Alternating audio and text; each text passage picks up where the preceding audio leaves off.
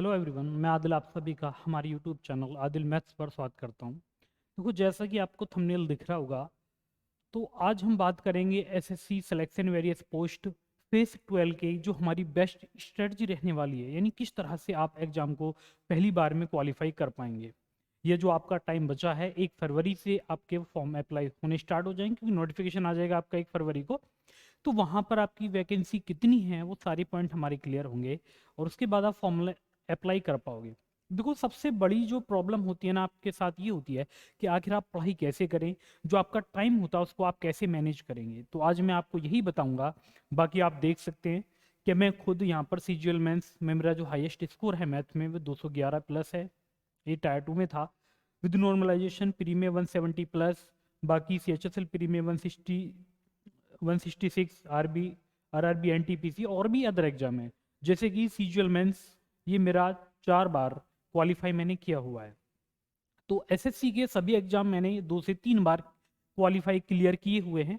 तो इस वजह से मुझे इतना जो मेरा एक्सपीरियंस है, फिर मैं ऑफलाइन पढ़ाता भी हूँ, तो सभी को मिलाकर जो मेरा एक्सपीरियंस रहा है अब तक का, वो मैं आपके साथ शेयर करने वाला हूँ कि आखिर कैसे आपको स्टडी करनी चाहिए जिससे आपको कम समय में ज़्यादा प्रॉफिट मिलेगा। तो यहाँ पर देखो, इस वीडियो को जो डेली 9 से 10 घंटे स्टडी कर सकते हैं ना, वही देखें। जिनको केवल ये लगता है कोई ऐसे मतलब शॉर्ट तरीका होगा सिलेक्शन का या स्टडी करने का, तो ऐसा कुछ नहीं है। बस मैं आपको ये बताऊंगा कि आपको टाइम को मैनेज कैसे करना है, क्योंकि सबसे बड़ी जो प्रॉब्लम आप लोगों के साथ में यही रहती है कि आप टाइम को मैनेज नहीं कर पाते। तो टाइम को मैनेज कैसे करेंगे, हम उस पर बात करेंगे। तो सबसे पहले जो आपका नोटिफिकेशन है वो आने वाला 1 फरवरी को, तो टाइम मैनेज की हम बात कर लेते हैं, कैसे आप लोग टाइम को मैनेज करेंगे। देखो, सबसे बड़ी बात ये होती है, जैसे आप लोग जो बिगनर है, जिसने अभी स्टार्ट किया है, तो उसको ये पता नहीं होता है कि हमारे कौन से सब्जेक्ट आने वाले हैं, उसमें क्या क्या आता है, आपको कैसी स्टडी करनी है। तो मैं उसी पर बात करूंगा। देखो, सबसे पहले जो हमारे एसएससी ये जो सिलेक्शन पोस्ट के वैकेंसी आने वाली है फेज 12 यानी फेज 12 की। तो ये जो फेज 12 की वैकेंसी आएंगी, इसमें एक तो ये आती है 10th से। देखो, मैं आपको बिल्कुल यहाँ पर डिटेल में बताऊंगा। एक तो आएंगी ये 10th से, उसके बाद दूसरी आएंगी ये 12th से, और जो तीसरी आपकी आती है वो आएंगी ग्रेजुएशन से। वो किससे आएंगी? ग्रेजुएशन। तो यहाँ पर तीनों ही अप्लाई कर पाएंगे, और ये रीजन वाइज होती हैं। तो ये सारी मैं एक वीडियो भी बना चुका हूँ, आप लोगों ने अगर नहीं देखी है तो उसको देख लेना। अब यहाँ पर होता क्या है कि जो 10th से आती हैं और जो 12th और ग्रेजुएशन, बस इनमें एक छोटा सा डिफरेंस आपको देखने को मिलता है। और वो डिफरेंस है क्या? वो डिफरेंस होता है हमारा मैथ को लेकर, यानी जो हमारा मैथ इसमें आने वाला है, क्वांटिटिव एप्टीट्यूड, उसको लेकर। क्योंकि यहाँ पर जो ये 10th होगा, इसमें केवल आपको अर्थमेटिक देखने को मिलेगा, जिसको आप अंकगणित कहते हैं। 12th में अगर आप देखेंगे तो बेटा इसमें आपको क्या मिलेगा? इसमें आपका होगा अर्थमेटिक होगा, ठीक है।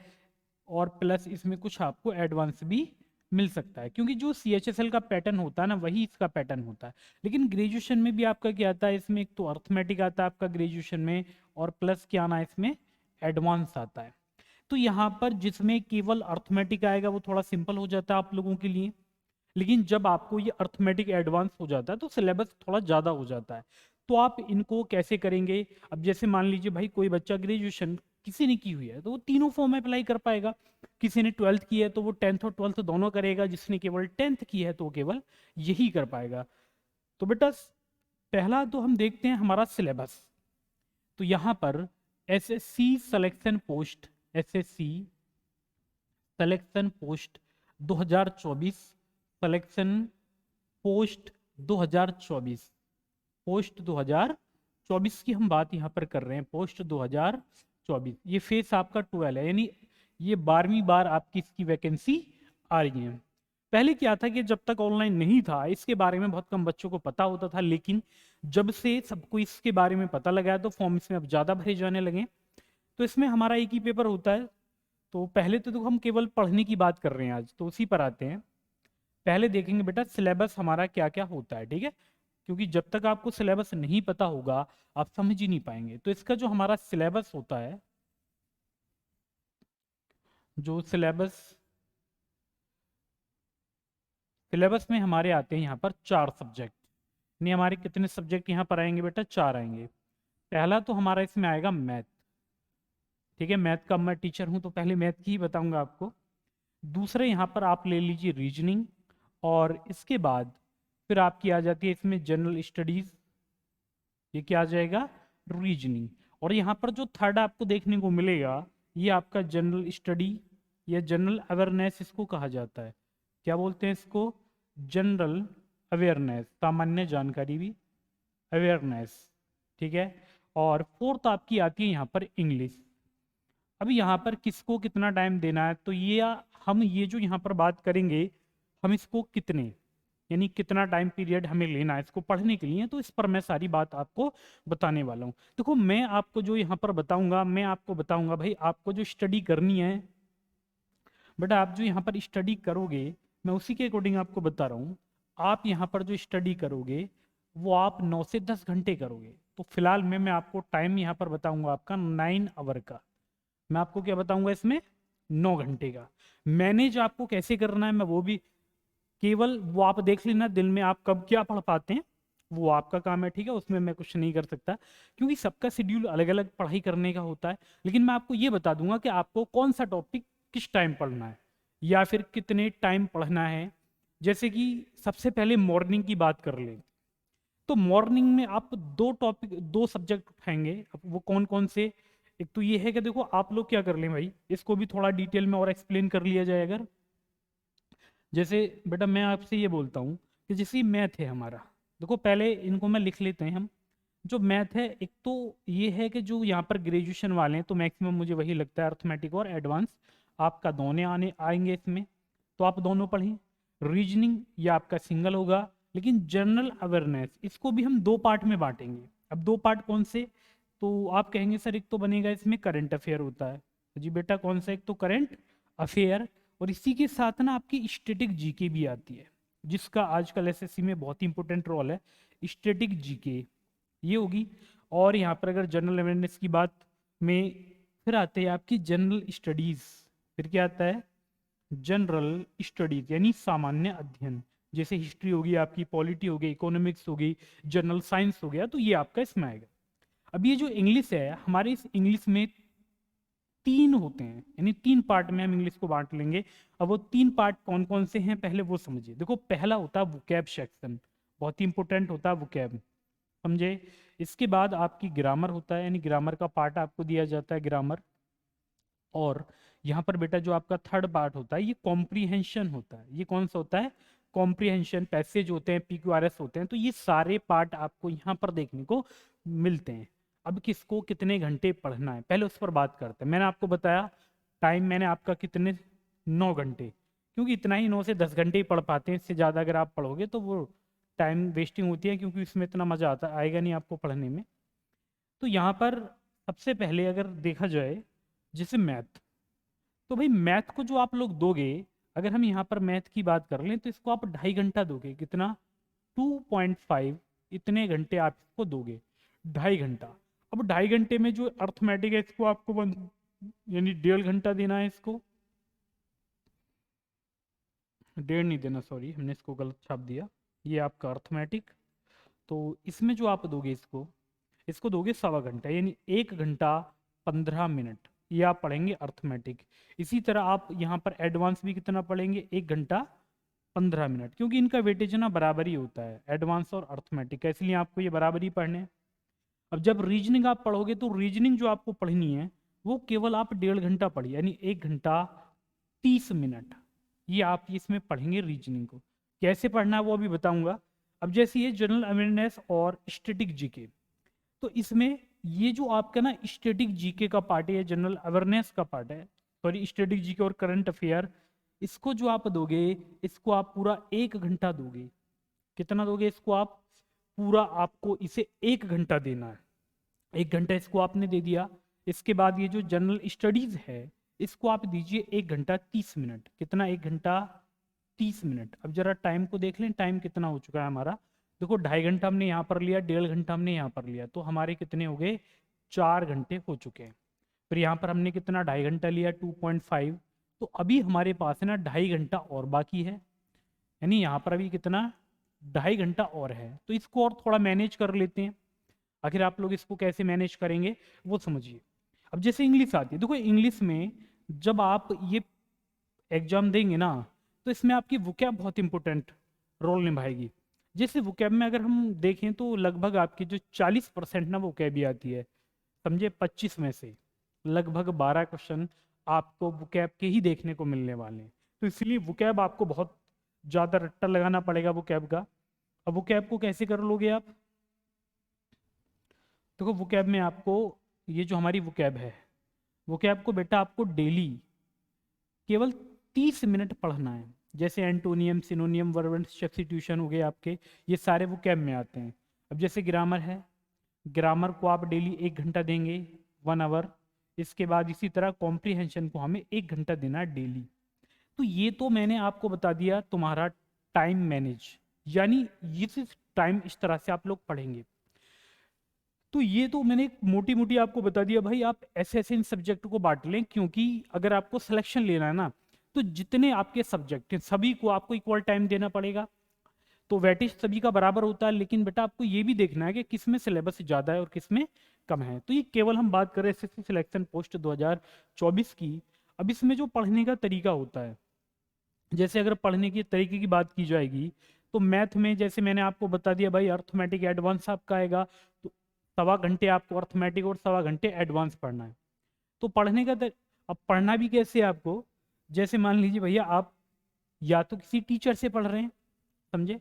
तो टीचर से तो यहाँ मुझे, जहाँ तक मुझे लगता है, देखो ऑनलाइन का टाइम में सभी बच्चे किसी ना किसी टीचर को फॉलो करते हैं। जब फॉलो करते हैं तो आपको ये चीज़ें करनी है, जैसे मान लो भाई आप सीखोगे उसके बाद करोगे, समझे।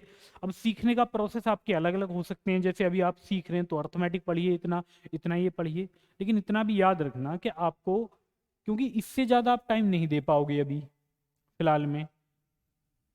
और तो आपको ये सीखना है, अगर आता है तो फिर आपको लगाने PYQ यानी प्रीवियस ईयर के क्वेश्चन। अब जैसे आपके जो ये एसएससी सिलेक्शन पोस्ट के जितने भी 2023 में क्वेश्चन पूछे गए हैं, तो इन सभी के मैंने एक वीडियो बना दी है, और ये वीडियो बहुत जल्द मैं चैनल पर अपलोड कर दूंगा। जैसे ही आपके फॉर्म आ जाएंगे तो आप सभी उस वीडियो को देखें। 10.5 घंटे यानी 10 घंटे 39 मिनट की वो वीडियो है। तो ये है कि जितने भी हमारे क्वेश्चंस थे मैंने सारे उसमें करा दिए हैं, तो आप लोगों को सभी को वीडियो देखनी है। अब जैसे रीजनिंग है, तो रीजनिंग में या तो रीजनिंग आपने पढ़ी है, अगर नहीं है तो आप इसको पढ़िए भी और क्वेश्चन की प्रैक्टिस भी करिए। तो यहाँ पर पहले तो यही होगा, पहले आप रीजनिंग का सिलेबस पूरा कर लेंगे, समझे। पहले सिलेबस करेंगे उसके बाद ही प्रैक्टिस कर पाएंगे। ऐसा नहीं होगा कि आप यहाँ पर सिलेबस भी आपका कंप्लीट नहीं, आप प्रैक्टिस करने बैठ जाएं, तो आप ना इधर के ना उधर के, यानी बीच में रह जाएंगे। तो ये काम मत करना। इसी तरह जनरल अवेयरनेस में क्या होगा, आप डेली करंट अफेयर पढ़ें, और करंट अफेयर के साथ ना स्टैटिक जीके, क्योंकि स्टैटिक जीके आज के टाइम में बहुत इंपॉर्टेंट रोल उसका हो गया है, क्योंकि कुछ ज़्यादा ही उल्टे सीधे क्वेश्चन आपसे स्टैटिक जीके से पूछे जाते हैं। तो करंट अफेयर के लिए या तो आप कोई चैनल फॉलो करिए, ठीक है। और मैं तो सजेशन यही दूंगा भाई, देखो चैनल सिर्फ ना पढ़ें आप लोग, क्योंकि आप तैयारी कर रहे हैं एसएससी की, ना कि यूपीएससी की कर रहे हैं। तो इसलिए आपको क्या करना है कि आपको ये जो करंट अफेयर है ना, जो पीडीएफ होगी, जैसे मान लीजिए किसी ने 1 घंटे की क्लास ली और उसकी जो पीडीएफ है, जो भी क्वेश्चन अगर वो आपको मिल जाए तो वो बेटर है, वो करिए। या फिर आप ये देखें कोई अच्छी बुकलेट आप लें मंथली वाली, उसको पढ़ें डेली। स्टैटिक जीके की आजकल बुक काफ़ी आपको मिल जाएंगी मार्केट में, कोई भी एक बुक ले लें। पीडीएफ के झंझट में ज़्यादा ना पढ़ें, क्योंकि पीडीएफ से जितना ज़्यादा आप पढ़ोगे आपका माइंड डिस्टर्ब होता है। और जैसे फ़ोन से अगर हम पढ़ते हैं ना इन चीज़ों को, क्योंकि इतना भी पॉसिबल नहीं हो पाएगा कि आप हर हर टॉपिक की या जितने आपके पास पीडीएफ है सभी को आप प्रिंट करा पाएँ, तो बेटर होगा बुक ले लें। तो बुक आपके लिए अच्छी होती है। अब जनरल स्टडीज़ 1.5 घंटा आपको पढ़ना है। अब देखो जनरल स्टडीज़ में भी आप ये कर सकते हैं कि अगर आपको ये लग रहा है सर यहाँ पर सब्जेक्ट हमारे काफ़ी इसमें आते हैं, टाइम कम है, तो ऐसा कर लेना भाई 45-45 मिनट। जैसे आप हिस्ट्री पढ़िए 45 मिनट, और 45 मिनट आप पॉलिटी पढ़िए।